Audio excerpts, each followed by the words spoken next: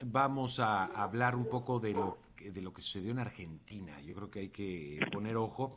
Fueron elecciones intermedias, estaban sumamente observadas, habían generado muchísima expectativa por lo que implicaba la derrota del oficialismo. Parece que era inminente la derrota del oficialismo del presidente Alberto Fernández.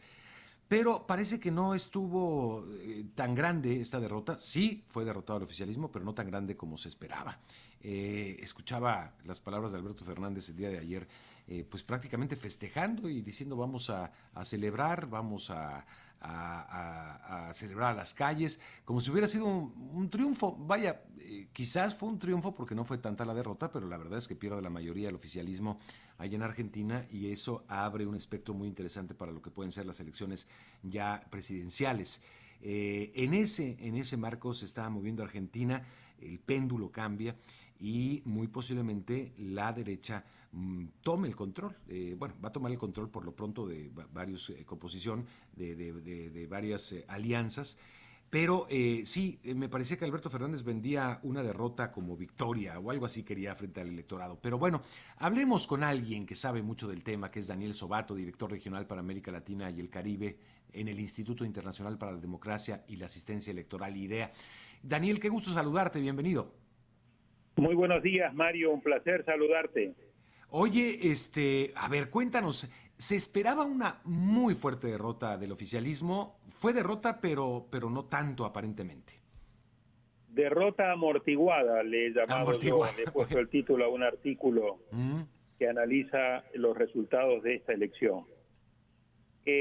Lo que la audiencia tiene que conocer es que en el caso de Argentina, las elecciones de medio periodo como fueron estas fueron unas elecciones únicamente para elegir la mitad de la Cámara de Diputados, 127 diputados de un total de 257 y un tercio de la Cámara de Senadores, o sea, 24 de los 72. Era una elección de medio periodo que siempre son elecciones tipo referéndum. ujú. En el caso de Argentina, muy similar a las de México, en un sistema presidencial, pero con una duración de 4 años el periodo presidencial, a diferencia de México con 6, y en el caso de Argentina con la posibilidad de la reelección consecutiva, cosa que en México no existe. Exacto. Entonces, esta es la importancia de esta elección. Había, por un lado, la interrogante de con qué capital político iba a salir de estas elecciones Alberto Fernández para concluir la segunda etapa de su mandato, o sea, los próximos 2 años. ¿Qué condiciones de gobernabilidad va a tener, tomando en cuenta el reacomodo que se ha producido en ambas cámaras? ¿Y qué posibilidades va a tener de pensar en una posible reelección, tomando en cuenta el impacto que hacia adentro de la coalición gobernante y hacia afuera con la sociedad tienen estos resultados? Oye, Entonces, sí, la otra característica, Mario, y disculpa que sea largo, pero si no, no te no se preocupes. entiende, Sí, sí, es que sí. en Argentina hay primarias abiertas, simultáneas y obligatorias que tienen lugar 2 meses antes de estas elecciones. Esas fueron las elecciones primarias que tuvieron lugar el 12 de septiembre, Ujú. en las cuales el gobierno salió muy castigado y se asumía por la tendencia histórica que había, que si te iba mal en las primarias, te iba a ir mucho peor meses después. Ujú. Y entonces desde la oposición, avalado por muchas encuestas, se pensó que la derrota que iba a sufrir el gobierno iba a ser una derrota catastrófica. O sea, en términos futbolísticos, vos jugaste un partido en el cual perdiste 4-1 y fuiste a estas elecciones con la perspectiva de que la oposición te iba a ganar 6-1. Ujú. Y fue una derrota, eso no cabe la menor duda. Nadie puede decir que ha sido, como algunos dicen, una derrota triunfante. No, fue una derrota. Lo que pasa que fue una derrota que no deja tan herido o muy herido como se pensó al gobierno, si es que el gobierno es inteligente, prudente y logra reacomodarse. No como lo está haciendo, que está queriendo negar que perdió, sino reacomodarse. Ahora, Cristina Fernández, ¿qué papel puede jugar y dejará solo a su suerte al presidente o es importante la posición de Cristina? Es muy importante. Tomen en cuenta, y eso de nuevo hay que recordar, que Cristina no solamente es la vicepresidenta en un sistema presidencial, sino que es la vicepresidenta que armó esta coalición, sabiendo ella que sin ella no se ganaba, pero con ella se perdía. Y por eso ella fue la que designó a Alberto Fernández como el candidato a presidente, cuando por lo general siempre es al revés, ¿no es cierto? Claro. Y muchos de los votos que tiene Fernández son de Cristina. Ahora, Cristina sale golpeada de esta elección. En términos de resultados, la derrota más importante que sufre el gobierno, y particularmente Cristina, es que el gobierno pierde la mayoría propia, el quórum automático en la Cámara de Senadores, donde se queda tan solo con 35 senadores, necesita 37 para tener mayoría, o sea, necesita hacer alguna alianza con algunos otros senadores y mantener la unidad de los 35 que tiene. Y en la Cámara de Diputados, el gobierno que tenía 120, necesita 129 para tener mayoría propia.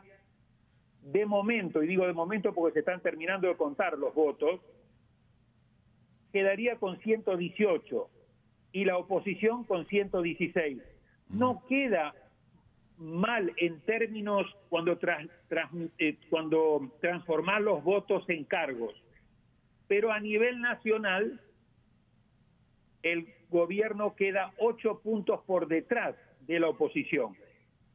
Esa lectura de los votos a nivel nacional no importa ahora, Mario, porque ahora lo que importa es cómo se transforma esto en banca de senadores y banca de diputados. Claro, y ya explicamos que sufren una derrota, pero no es una derrota catastrófica. El miedo que hay es que el gobierno ha perdido de las elecciones pasadas, 2019, cuando fue electo, a la fecha, 5 millones de votos. 2 millones lo ha perdido en la provincia de Buenos Aires, que es el centro más importante del punto de vista electoral. Y entonces, el 40% lo que están está en Buenos Aires. Es, de cara a las elecciones presidenciales del 2023, si seguimos con esta tendencia, perdemos la elección. Sí. Ahora, ya hablamos de los perdedores, claros. Los ganadores, ¿quiénes son los ganadores, Daniel? Los ganadores es la otra coalición. El sistema político argentino ha ido evolucionando hacia un sistema de coaliciones, se llama Juntos por el Cambio. Ahí está el PRO, que es el partido de Macri, de Rodríguez Larreta, que es el que gobierna la ciudad de Buenos Aires, y también tiene el radicalismo, que el radicalismo era uno de los partidos históricos junto con el peronismo en la Argentina, pero que venía de capa caída y que ahora ha logrado reposicionarse y renovar sus élites. O sea, Juntos por el Cambio ganó, pero también perdió votos. O sea, Juntos por el Cambio perdió 1.7 millones de votos. Esta ha sido una derrota en el que los dos principales partidos, el Frente de Todos, que es el del gobierno, perdió 5 millones, y el Juntos por el Cambio, que es el ganador de estas elecciones, ganó habiendo perdido 1.7 millones de votos. Entonces vos me preguntás, Daniel, pero no entiendo. Y sí, todos estos votos que ellos perdieron fueron a dos lugares. Uno, aumentaron la abstención. La elección del domingo pasado en Argentina tuvo un nivel de participación del 72%, el nivel de participación más baja desde 1983, cuando regresó la democracia. Y segundo, otro porcentaje importante de votos, más de 500.000, fueron a dos opciones en los extremos. Uno, a una izquierda trotskista, y otro a una extrema derecha, que sería una suerte, entre comillas, de un Bolsonaro a la Argentina, que es Milei. un antisistema. Sí. Entonces, lo que Daniel, estás encontrando ¿es un obligatoria la alto grado votación? de insatisfacción y de malestar social que se expresa con una participación más baja, más abstención y un corrimiento de votos que se van de de las dos coaliciones principales a los extremos. Ya. ¿Son obligatorias la elección en Argentina? ¿El ciudadano está obligado a ir a votar? Es obligatorio. Es obligatorio, sí, por eso El estamos voto hablando de es esos niveles. obligatorio y tiene Sí. unas sanciones no muy fuertes. Ya.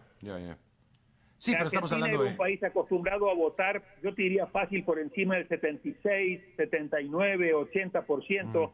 Acá hay un campanazo de alerta de un nivel de malestar social por la pandemia, por la economía, por la crisis de representación.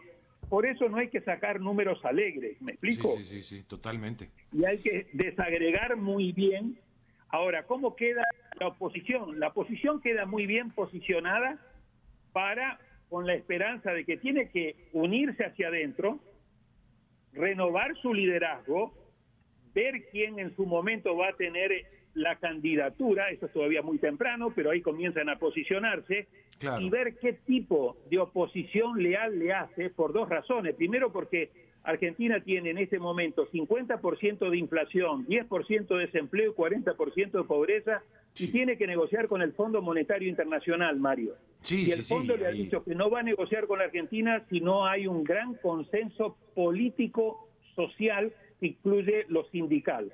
Así que la oposición necesita, el presidente el mismo domingo de la noche invitó a la oposición a un diálogo nacional. La oposición necesita ser muy prudente, porque si aspira a llegar a la presidencia en 2 años, no puede llegar con un país a ruinas. Entonces, quedan 2 años todavía de una complejísima transición, y por el otro lado, tiene que ser muy prudente y cuidadosa de cómo acompañar al proceso para que no se descarrile por completo y que no termine heredando un país en ruinas. Pues Daniel, qué interesante y gracias por explicarnos con tanto detalle. Seguiremos muy pendientes de lo que esté pasando allá en Argentina. Gracias, Daniel Sobato. Al contrario, Mario, siempre un placer hablar contigo y con tu audiencia. Gracias por la invitación. Muchísimas gracias. Gracias. Daniel Sobato es director regional para América Latina y el Caribe del Instituto Internacional para la Democracia y la Asistencia Electoral.